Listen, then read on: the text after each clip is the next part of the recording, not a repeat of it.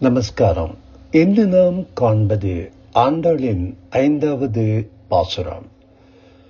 மாயனை மன்னவட மதுரை மைந்தனே தூய பெரேனி யமுனை துறைவனை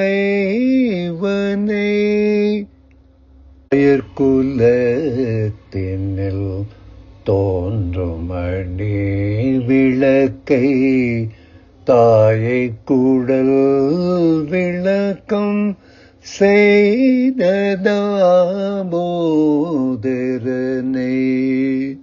உயுமாய் வந்து நாம் தோமல தோவி தொழுது வாயினால் பாடி மனத்தினால் சிந்திக்க போய பிழையும் போகு தருவான் நின்றனவும் தீயினில் தூசாகும்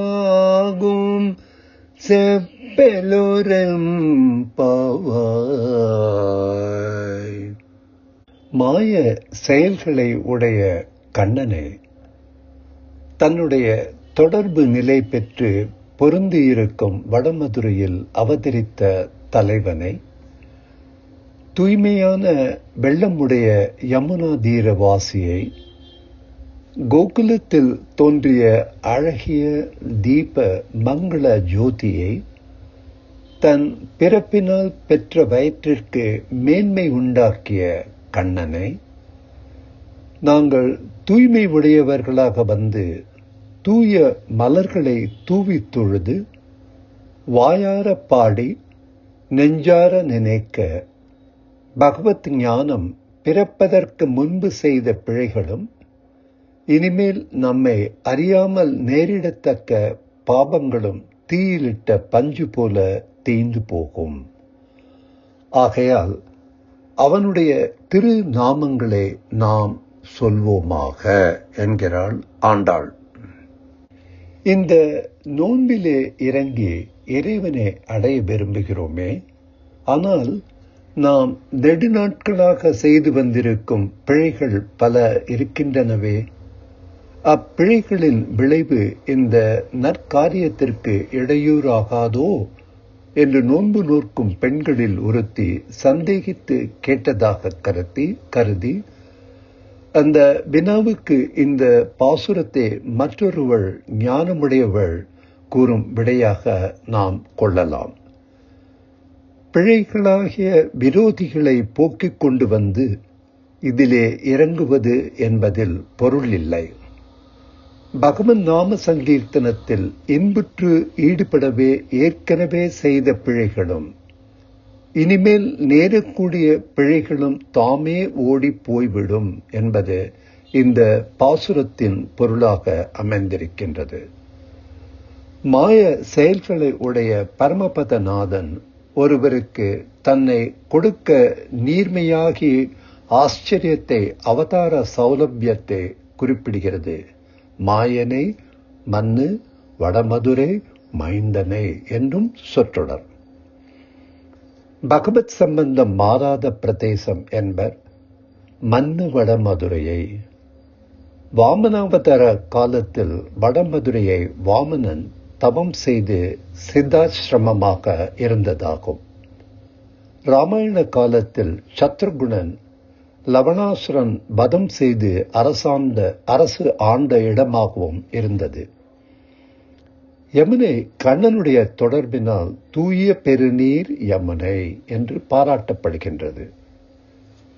மதுரையில் மறைந்து ஆய்குலத்தில் தோன்றிய ஜோதியை ஆயர் குலத்தினில் தோன்றும் அணிவிளக்கு என்று அந்த காலத்தில் தீபம் போலவும் ஆயப்பாடிக்கு மங்கள தீபமாகவும் கண்டு குதூகலம் அடைகிறார்கள். பகவானை நோக்கி வருவதே தூய்மையை தரும். இந்த வருகைக்கு மேற்பட்ட ஒரு சித்தி நாம் தேட வேண்டாம் என்பது வியாக்கியானம். கண்ணனுக்கு தோன்றின மலரை அடைவு கெட பரிமாறி தொழுதால் போதுமாம். இதையே தூமலர் தூவித் தொழுது என்கிறார்கள். பிரேமம் அடைவு பார்க்க ஒட்டாது என்பது வியாக்கியானம். கயிற்றுத் தழும்பை வயிற்றில் உடையவன் என்பதுதான் தாமோதரன் என்ற திருநாமத்தின் பொருள். யசோதை கட்டிய கயிற்றுத் தழும்பை வயிற்றில் கொண்டவன் என்று பொருள்படும். இந்த நாமம் பகவானுடைய எளிமைக்கு ஒரு நினைவு கூறுவதாக அமைந்திருக்கின்றது. இத்தகைய பந்தத்தை அனுசந்தித்தால் ஆச்சிரியருடைய சம்சார பந்தம் போகும் என்பது வியாக்கியானம். செப்பு என்பது சொல் என்னும் பொருளில் ஒரு பெண்ணை முன்னிலைப்படுத்தி இருப்பதாக எடுத்துக்கொள்ளலாம். பாகவத குலத்திற்கு அறிகுறி ஆயர்குலம். அவன் கொடுத்த காரணத்தினால் அவனை ஆச்சரிக்க பெற்றோம் என்று பாகவதர்கள் பாடி நினைப்பார் என்பது வாயினால் பாடி மனத்தினால் சிந்திக்க என்னும் தொடரின் உட்பொருள். காலங்கள் உருண்டு ஓடினாலும் இதிகாச புராணங்கள், காப்பியங்கள், காவியங்கள் நிலை பெற்றிருப்பது எப்படி என்பது ஒரு வியப்பாக தோன்றலாம். அதன் கனம் அப்படி. கனம் என்பது அதனுடைய மதிப்பு. மதிப்பு என்பது அவற்றுள் பொதிந்திருக்கும் கருத்துக்களின் தொகுப்பு. அந்த தொகுப்பு கற்ற அறிவினால் மட்டும் வருவதல்ல, பட்டறிவும் தருவன. பட்டறிவு என்பது அனுபவங்களில் உருவாவது. அந்த அனுபவங்கள் உன்னதனமாக, உயர்ந்ததாக, உண்மையாக இருக்க வேண்டும். அனைவருக்கும் பயன் தருவதாக அமைய வேண்டும். அனைத்துக்கும் மேலாக அதில் சத்தியம் இருக்க வேண்டும். சத்தியமே அவற்றின் ஜீவநாடு. அந்த சத்தியத்தினாலேயே அது சுவாஸ்வதமாக ஆகின்றது. சத்தியம் என்பது அனாதி காலமாக உள்ள வேதமே. சத்தியம் பேசும் எதன் உள்ளும் அதன் நாடி நரம்பாக, ஒலியாக, ஒளியாக, தொடர்பாக, உயிராக இறைவன் இருப்பான். திவ்ய பிரபந்த பாசுரங்கள் வேதங்கள் சொன்னதைத்தான் சொல்லும். மீண்டும் மீண்டும் சொல்லும். சொல்ல வேண்டியதை மாத்திரமே சொல்லும். படிக்க படிக்க சுவை கூட்டும். எப்போது எந்த வயதினர் படித்தாலும் கேட்டாலும் அவை பிடித்து போகும். படிப்பவர்கள் மனத்தில், நடத்தையில், வாழ்க்கையில் ஒரு நல்ல மாற்றத்தை தரும்.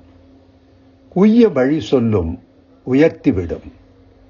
பாசுரங்கள் நமக்கு அவற்றை ரசிக்க, ருசிக்க தெரிந்ததும் ஒவ்வொரு கதவாக திறந்து தன் பொக்கிஷங்களை காட்டும். அதனுள் இருக்கும் புதையல்கள் தெரியும். சற்று நெருங்கினால் பட்டென்று மாயை எனும் திரை விலகும். ஆத்ம ஞானம் கிடைக்கும். பூவை பூ வண்ணனின் தாமரை பூ போன்ற கண்கள் சிறிதே நம்மேலே படிவதை உணர்த்தும். நம் மீது சாபங்கள் ஒழிந்து மறைந்து அதுவே நம் கண்களுக்கு தெரிய ஆரம்பிக்கும். நமது 7 பிறவிக்கும் உற்றவன் அவனே என்ற உண்மையும் புரியும். அவன் அருளால் அவனுக்கு ஆட்பட்டு அவனது கைங்கரியம் மட்டுமே நமக்கு வேண்டும் என்ற தெளிவும் கிடைக்கும். இந்த அத்தனை அனுபவங்களும் அறிவுக்கும் நம் கைகளை பிடித்தபடி ஆண்டாள் வழிகாட்டி அழைத்துச் செல்கிறாள். இயல், இசை, நாடகம் என்னும் முத்தமிழையும் திருப்பாவையில் வைத்து நமக்கு உபதேசிக்கிறாள். திருப்பாவை ஒரு கற்பகதாரு, காமதேனு, அமிர்தம். ஆண்டாள் திருவடிகளே சரணம்.